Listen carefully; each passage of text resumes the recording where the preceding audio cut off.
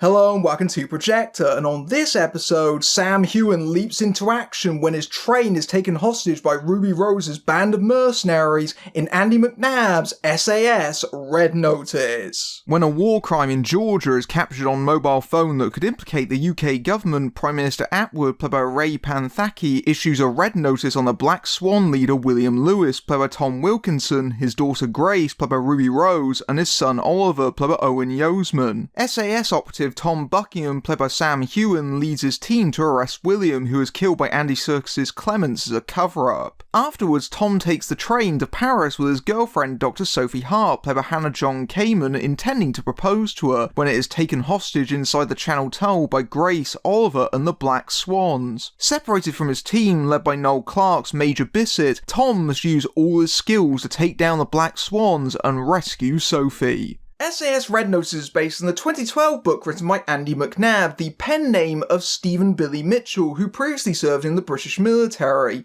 McNab was captured during the Gulf War in the early 90s, an experience which he wrote about in his book Bravo 20, which was adapted into a TV miniseries starring Sean Bean as McNab. Since then, McNab has served as a firearms and military expert for a number of film and television productions, including notably Michael Mann's Heat. But the success of Bravo 20 also convinced McNab that he had a future as an author, and since then has been writing fictional books, and he's been enormously successful. McNab is a very well-known name in the UK, and is perhaps the British equivalent to Tom Clancy. But despite that, his works have seldom been adapted to the screen. Until now. McNab actually brings his own book to the big screen here. He's a producer on this project and oversaw the entire project and was very creatively involved in it. S.A.S. Red Notice is a major production for UK cable TV provider Sky, who has increasingly ventured into original film and television productions in an attempt to compete with the likes of Netflix, albeit with very spotty results, to say the least. But on paper, this is their biggest original production to date, especially with a starry cast that includes the likes of Sam Heughan, Ruby Rose, John-Kamen, Tom Wilkinson, Andy Serkis, and Noel Clarke, and it's directed by Swedish director Magnus Martins, who previously helmed the Joe Nesbo adaptation Jackpot, which I actually quite enjoyed as far as Fargo riffs go, but he hasn't actually directed a film since that one, largely working in television. This was meant to come out last year, of course, and was meant to be in Sky Cinema's usual fashion, released on that platform and in cinemas simultaneously. Of course, that didn't happen, so it was just released on Sky Cinema at the beginning of March.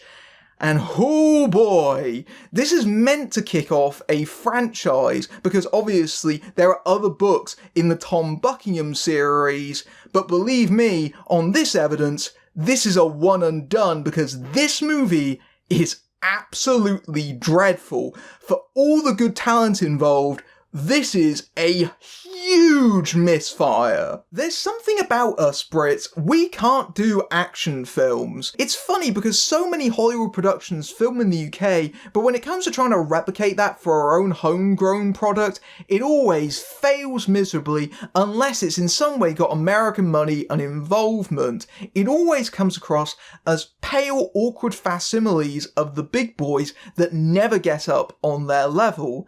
I think in some ways that's down to cultural differences. Americans carry themselves with a certain ironic detachment and bombast that you see in their action films, whereas us Brits are obviously more reserved, so our attempts to try and copy that just come across as hilariously ill-suited. But that hasn't stopped us from trying repeatedly, usually with an action book series, trying to transplant that successfully onto the screen. So history is littered with the likes of Asda McLean adaptations, the Alex Rider books that never got past one movie, or most recently Duncan Falconer's Stratton, a movie so bad it was pretty much forgotten before it was even released. And now we have S.A.S. Red Notice, which is genuinely one of the worst examples of this I've seen. It also serves as something of a demo reel for Sam Heughan, who definitely has his eyes on a franchise. But it isn't Tom Buckingham, It's James Bond. Heughan has often been cited as being a major contender to be the next James Bond when Daniel Craig steps down, especially because he auditioned for the role way back when, so that's always been something that's followed him through his career. He's since enjoyed plenty of success on his own, especially with his breakout role on TV's Outlander, which he's now trying to parlay into film success.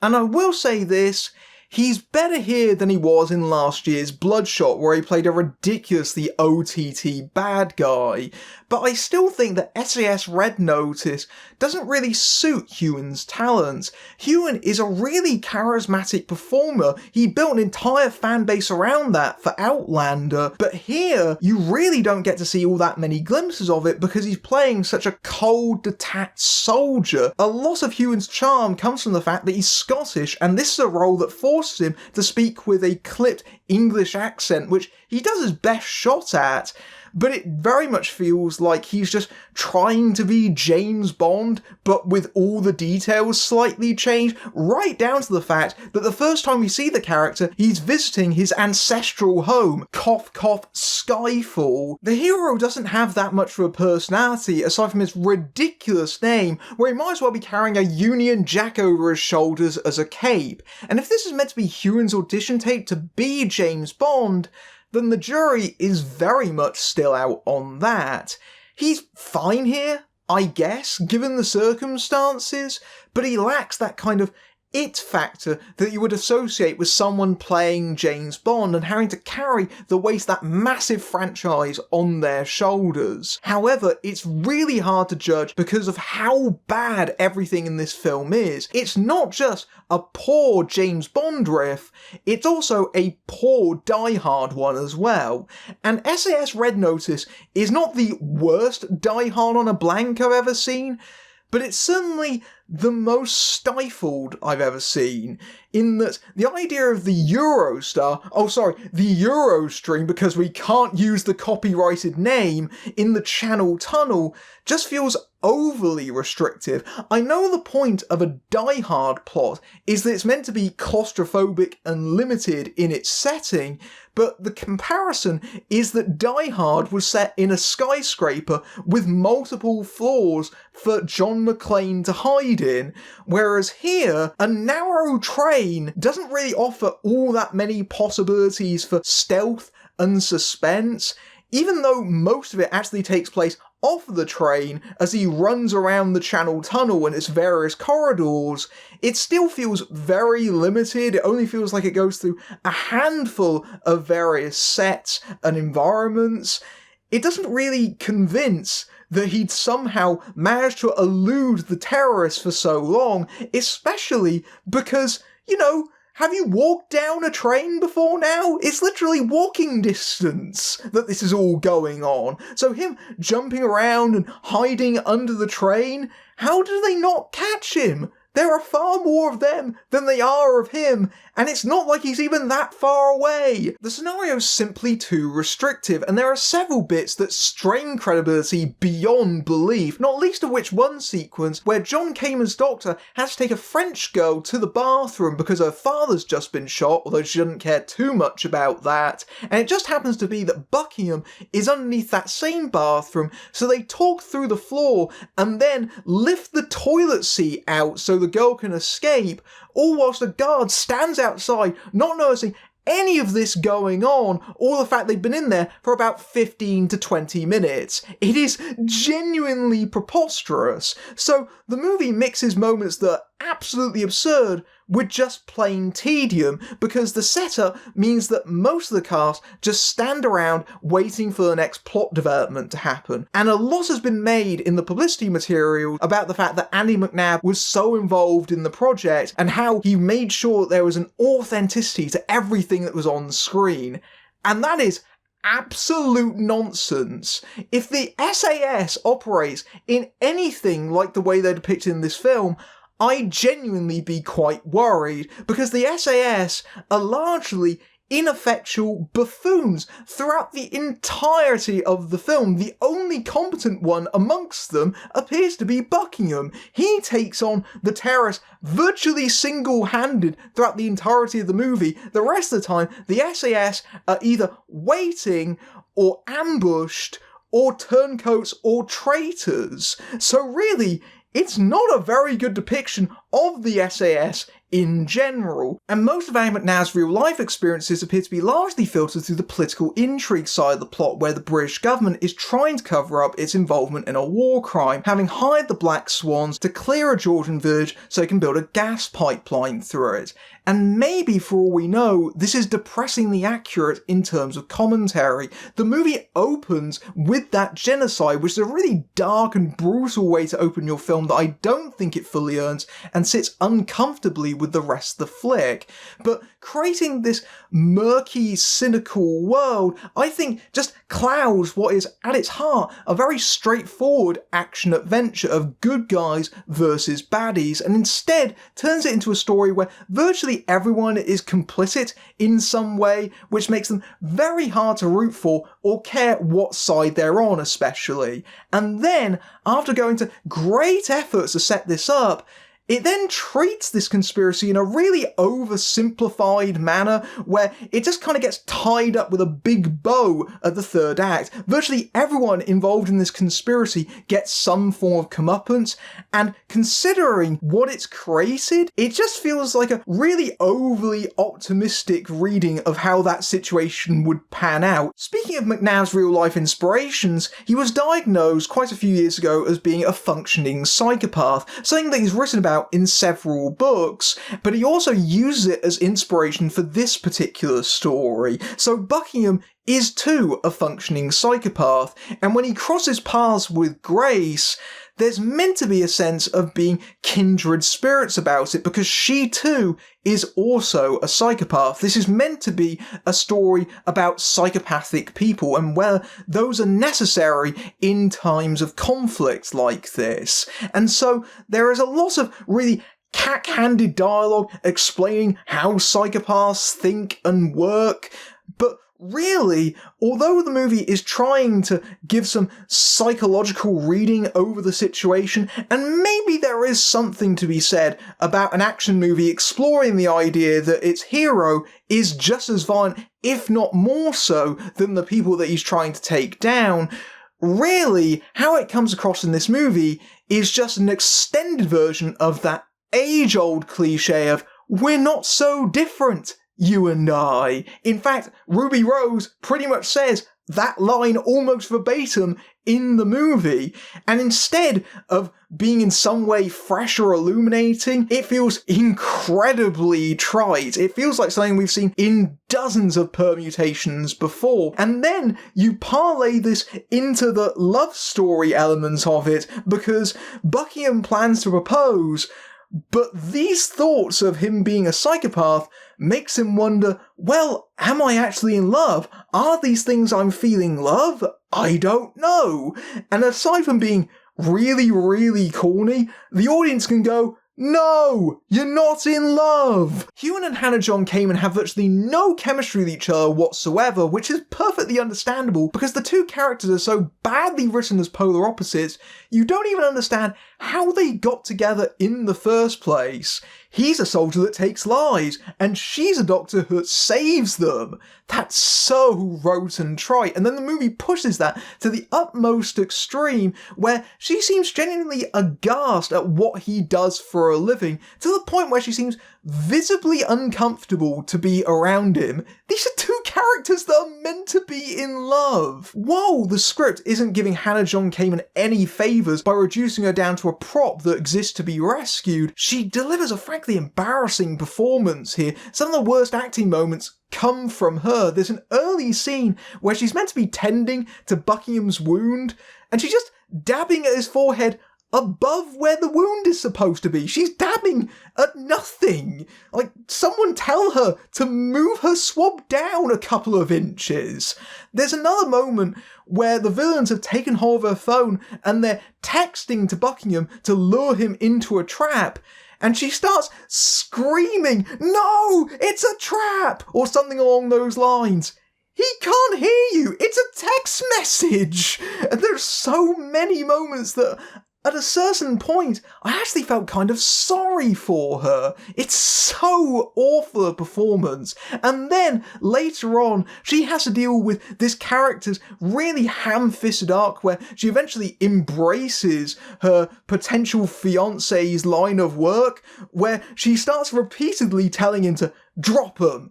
Take out the bad guys, drop them.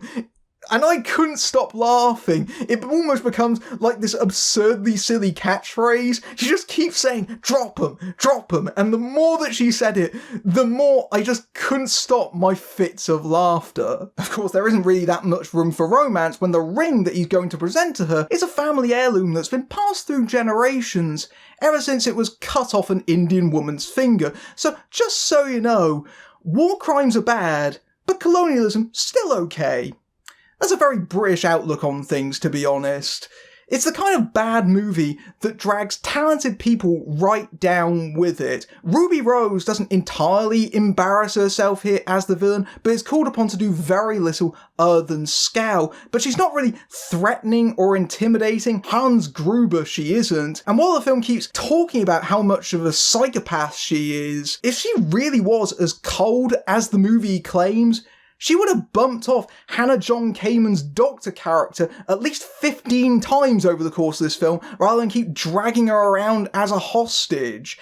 Andy Serkis is absolutely chewing on scenery as the military fixer. At points, I thought he was going to just gnaw down the entire ceiling of the Channel Tunnel by himself. It's such a comically broad performance. He's clearly trying to compensate for the fact that the character is very ill-defined in terms of his motivations, because he's meant to be so ambiguous.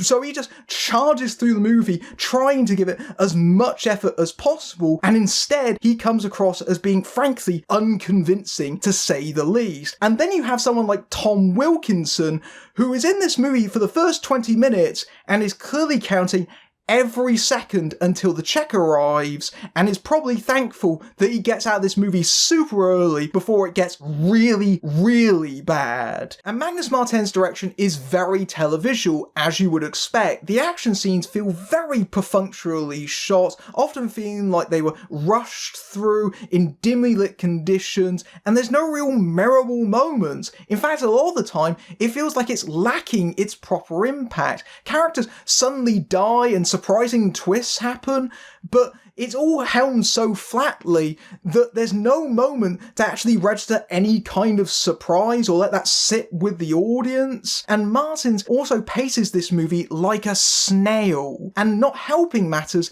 is the script is egregious. The dialogue in particular is absolutely chuckle-worthy. All the characters sound like they're about 4 pints down at the bar. It's all tough guy dialogue and impenetrable jargon. Just all the time. It just feels like really kind of faux tough guy speak that is impossible to take seriously. And as the movie goes along, it makes less and less sense. In fact, the last section of the movie is an absolute disaster. It's filled with incredibly unconvincing CGI explosions that actually raise quite a few bits of laughter from me. You've got characters surviving enormous blasts happening right behind them. They would have been killed by the shockwave. And then there's a frankly bewildering climax where the characters end up in Calais and then they chase each other, and suddenly they're in Narnia. Suddenly they're in a snow-covered forest. Where are they? Have they run to Switzerland or something? And then the characters duke it out in a final battle that is the closest thing this movie gets to a decent fight scene, but even this becomes silly in its brutality, especially when Grace stabs Buckingham at least 4 times with a knife and he just shrugs it off. The movie then tries to wrap this up along with its psychoanalysis, but it just ends up rendering the conclusion limp. But then it's the first of several limp conclusions because this movie doesn't even know how to end. It just keeps looking like it's going to have a final scene and then moves into another one and another one to the point where the credits start rolling. They give up waiting and just roll over the final scene of the movie. And at that point, I was starting to get impatient for this to be over. But then they have the audacity to actually end on sequel bait. They were so convinced they were going to get another one out of this series. S.A.S. Red Notice perhaps serves as the ultimate example of how bad the British film industry is when we try to copy Hollywood. This is a movie that is so badly put together that at one point the characters are conversing in French and the subtitles have grammatical errors in them. The word things has a greengrocer's apostrophe in it.